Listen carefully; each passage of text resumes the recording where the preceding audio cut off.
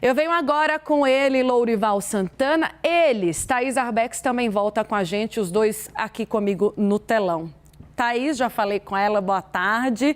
Lourival, bem-vindo aqui ao nosso 360, compondo também a nossa equipe. Eu vou começar com você, Louri, para a gente, mais uma vez, já que há todos os olhos, né, aqui no Brasil, uma grande expectativa da chegada de Lula amanhã na COP27, do que será sinalizado por ele, né, a partir desse discurso da ONU. Eu quero puxar daí, né, sobre como que a comunidade internacional espera a participação de Lula, ou o que é esperado pela comunidade internacional na participação de Lula na COP27.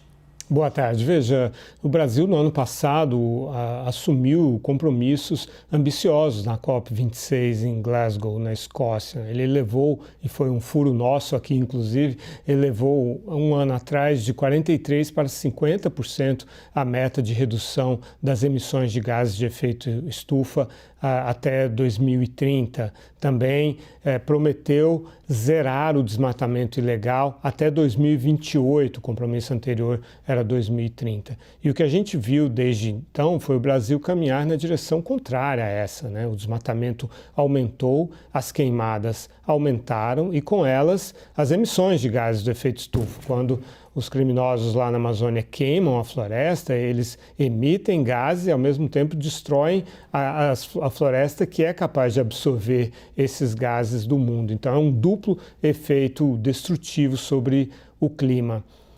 No entanto, o Américo Martins ele listou ali as contradições que existem dentro do nosso país, em qualquer governo, e que houve no governo Lula também.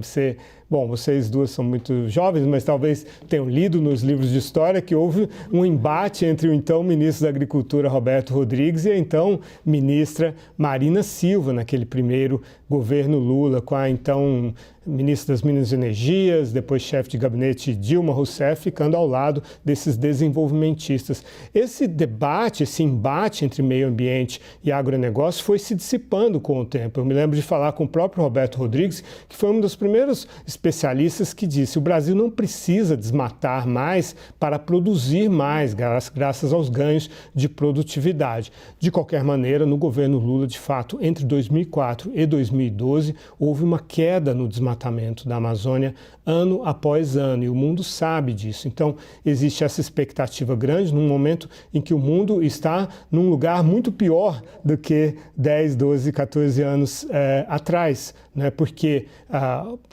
temos agora uma guerra, né? A Rússia invadiu a Ucrânia, as sanções contra o gás da Rússia levou países como a Alemanha, que leva muito a sério os seus compromissos, a queimar mais carvão e a não conseguir também cumprir as suas promessas feitas no ano passado. Então, há uma preocupação até de empresários alemães de serem cobrados na pessoa física pelo fato de não cumprirem as suas metas, porque lá as metas são setoriais e até empresariais. Então, a oportunidade é imensa para o Brasil no sentido de oferecer para o mundo projetos de reflorestamento, de regeneração, que aumentarão a nossa capacidade de absorção de gases do efeito estufa e, com isso, vender esses créditos para esses países que estão enfrentando uma dificuldade que é, às vezes, logística, comercial, de conseguir encontrar fontes de energia menos poluentes, enquanto eles reorganizam a sua matriz energética. Isso demora um pouco, não é da noite para o dia. Então, o presidente Lula tem, sim, as credenciais, tem o prestígio, tem um antecedente muito negativo, que é o do atual presidente Jair Bolsonaro, tem todas as condições, então, para aproveitar uma oportunidade de ouro para o Brasil. Agora, Thaís, o que você imagina que pode surgir nesse discurso? Eu falei um pouco sobre as promessas de campanha, né? Lula sempre reafirmando durante os atos de campanha o compromisso com o meio ambiente, depois de forma mais incisiva com a chegada do apoio de Marina Silva. Dentre tantas propostas, o que é primordial, na sua visão, que deve constar para fazer uma sinalização de que há uma intenção de colocar o Brasil de novo no protagonismo ambiental? Tainá, boa tarde, Lourival. Faz tempo que a gente não se encontra. Tainá, embora não haja uma expectativa de que o presidente eleito anuncie o cargo para o Ministério do Meio Ambiente, há sim uma expectativa de que ele anuncie o nome dessa autoridade climática. Como você disse, o cargo foi sugerido, a criação desse cargo foi sugerida pela própria Marina Silva, a deputada eleita, ex-ministra, e conversando com pessoas que falaram com Lula antes dele embarcar, ele sinalizou que poderia anunciar esse cargo lá durante esse discurso da COP. E tem muita gente dizendo que a própria Marina pode ser anunciada como essa autoridade do clima. Qual que é a ideia desse cargo aqui no Brasil? A ideia é que seja um cargo que dialogue com todo o governo, que seja um cargo que esteja acima dos ministérios, né, que ele consiga fazer esse diálogo mais amplo e também tenha muito diálogo com a comunidade internacional. Então, para além de todos esses compromissos ambientais que Lula pretende fazer durante esse discurso na COP27, há uma perspectiva de que ele possa já fazer um anúncio da autoridade climática.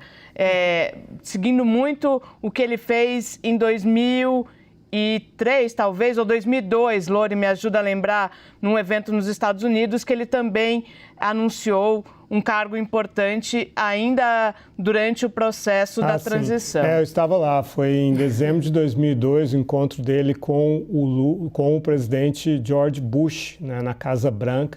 Naquele período ele anunciou o Henrique Meirelles para presidente do Banco Central. Exato, então foi mais ou menos isso que eu ouvi de uma pessoa bastante próxima a Lula, que ele deve usar esse discurso também para anunciar a autoridade climática. E aí há uma perspectiva de que possa ser a própria deputada federal eleita Marina Silva.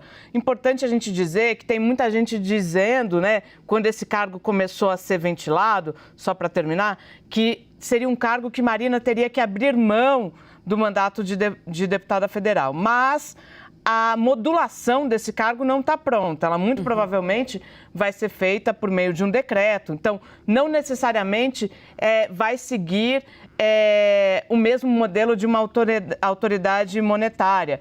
Então, é possível que seja Marina e que ela não tenha que abrir mão do seu mandato na Câmara dos Deputados. Maravilha, Thaís. Então, a informação da Thaís Arbeck, gente, complementa o bastidor que eu trouxe mais cedo. Para você que está chegando agora, a gente falou sobre qual deve ser a linha do discurso do presidente eleito Luiz Inácio Lula da Silva, com a reafirmação de algumas propostas de campanha, voltando a esses compromissos e falando muito mais para o mundo com a visão de trazer o Brasil novamente para o protagonismo internacional na área do meio ambiente. A Thaís complementa, então, como houve a sugestão da Marina Silva, que já está na COP27, da criação desse cargo de Autoridade Nacional sobre Mudanças Climáticas, Thaís Arbeck traz para a gente que há a possibilidade e a expectativa de que o nome seja anunciado pelo presidente eleito ainda